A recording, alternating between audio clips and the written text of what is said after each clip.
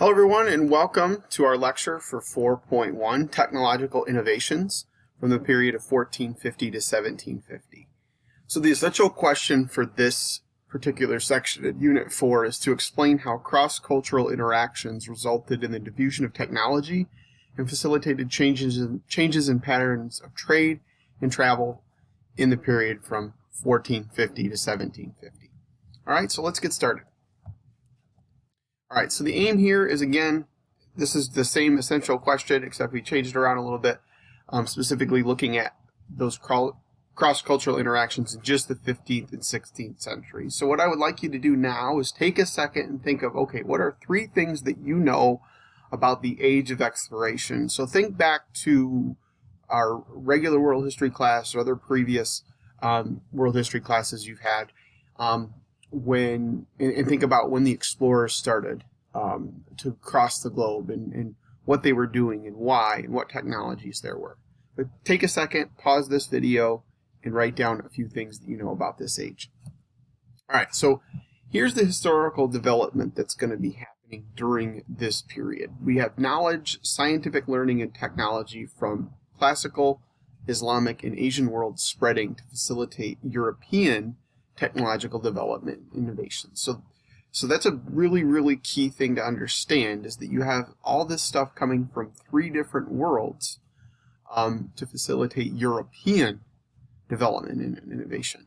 Okay, so the developments included the production of new tools, innovations in ship designs, and an improved understanding of regional wind and current patterns, all of which made transoceanic travel and trade possible. So right there, key part. Please make sure you guys understand this slide. I would just basically write this down, put it in your notes, and you'll be all set. So we're going to get into this and talk about what these various developments are, new tools and designs and so forth that are going to facilitate European development and innovation.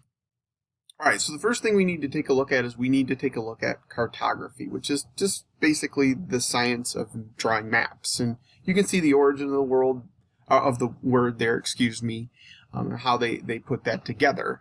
But I want you to take a second and look at these 2 quotes that are on screen. Mapping is fundamental to the process of lending order to the world, and a map is the greatest of all epic poems. Its lines and colors show the realization of the great dreams. Think about those 2 quotes. Think about why mapping is important, why cartography is something that's important. And the discussion question here, if you're online, kind of just think about it, maybe write a couple examples down. But if we're in person, those of you that are in person, we'll actually discuss this and talk about how maps have impacted our lives. So how have you used maps in your life, and give some examples. All right, so these next couple of slides are just some timelines in terms of what has kind of happened with cartography over the centuries. And there's a lot here. Most notably, the world map by Ptolemy is one of the first significant, fairly accurate world maps of the time, to Al-Khwarizmi's map, which is built off of that in the Muslim world and so forth. But I'm not going to read through all these. I'm not going to talk too much about this. I want you guys to actually pause this and take a look at these maps and how they were developed, and how cartography and that science has developed to what we have now with the GPS and those high functioning systems. All right, so now we're going to move on to the astrolabe. Now, for those of you that are in class, we're going to stop this after we talk about this slide, and then we're actually going to watch the link. Those of you who are online, please link to the regular, to the actual original PowerPoint. So therefore, you can click this link. It's a short video, about 2 minutes long. It shows you how the astrolabe works. So the astrolabe, as we talked about earlier in this course, was developed by Islamic scholars, and it was very significant in allowing for navigation, to take off. Now, particularly the Islamic scholars loved it because it could help them calculate Ramadan in their prayer times. But then as it entered the European world through Muslim Spain, the Spanish and Portuguese took advantage of that to create a mariner's astrolabe, which helped them to determine latitude by measuring, using the tool to measure the sun or a known star against the horizon, or a meridian, so basically latitude. And remember, latitude is the angular distance of something that's north or south of the equator. So that's really, really great. That's a huge step for navigational purposes to understand where you're on the globe, with being able to understand latitude. Now, longitude, that's not going to come yet. They're not going to be able to find that out until the 1700s, which is a distance east or west of a fixed determined point, such as the prime meridian or so forth. But that won't come until the 1700s with the seaworthy clock. Okay, now the next tool, we've talked about this before as well, is the magnetic compass. It developed in Song, China. It becomes embraced by the traders of the Indian Ocean, but as that gets into Africa and Southwest Asia or the Middle East, you see again something that is entered into the European world through Islamic traders, and the Europeans snatch this design up, this tool up, and they approve upon it. Now, and you can just guess how important the compass is. But the other two technological developments here that are important are the lateen sail. Again, something that we've already talked about in great length within our within Unit 2, with the trading networks and networks of exchange, specifically within the Indian Ocean Trade Network. But excuse me. Lateen sail, if you guys don't remember, again, it was invented in the Muslim world. It was important because it allowed ships to catch more wind, and in particular, they could sail against the wind. And once this type of sail was paired on multiple mast ships with a square sail, you actually had, you could have ships that could sail across wide open oceans. So they could do blue water sailing. So they could actually go across open bodies of water that weren't in particularly sailing currents. Now again, just like with the astrolabe, if you are at home, please go to the regular one and watch how this sail works. It's about a 1.5-minute long video, pretty short.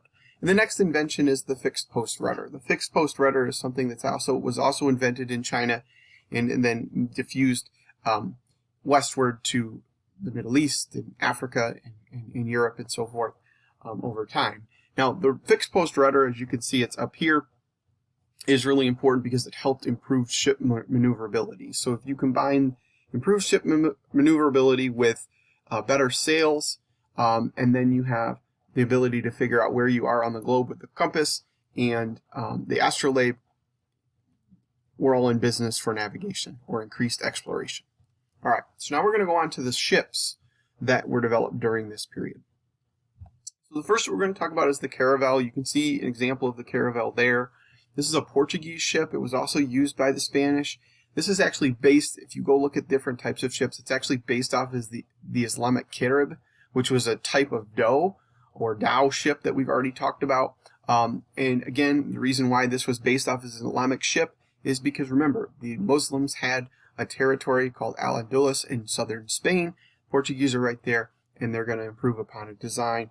And the caravel proved to be a very seaworthy ship. It was very sturdy. It could be rigged with both lateen and square sails on multiple masts, which again, just like we talked about in the last slide, it made it a open water or blue water ship. It could go across the oceans.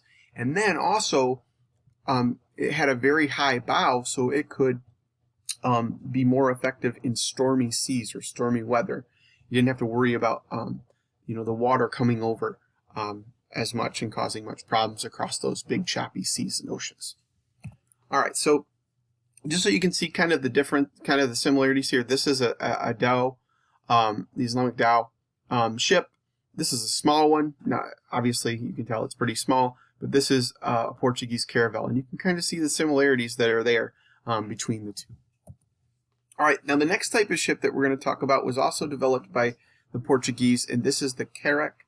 Now the carrack, you can see much higher bow. It does have both lateen and square sails. Really kind of a single-masted ship, but it could have multiple masted masts on it. But the big difference here with this one, why this is important, is because this is going to be used primarily as a cannon-based ship. It is a blue water ship, and this is going to be something that's going to allow the Portuguese to effectively explore and navigate, but also because of the cannons that are going to be on it, take over areas that they come in contact with. Most notably, like we talked about in the Indian Ocean trade basin, they're going to use this type of ship as well as with the caravel to subjugate the East African city-states and into the East Indies. All right, now the next ship is the Dutch Vloot. Now the Dutch Vloot, you can see it does have both lateen and square sails. Now this one was a big ship as well. It was ocean going as well. But the big difference for this one between the Carrack and the Caravel is it could be run with a much smaller crew, and the purpose of the ship. And remember this, you have to remember the difference between the Vloot and the other two types.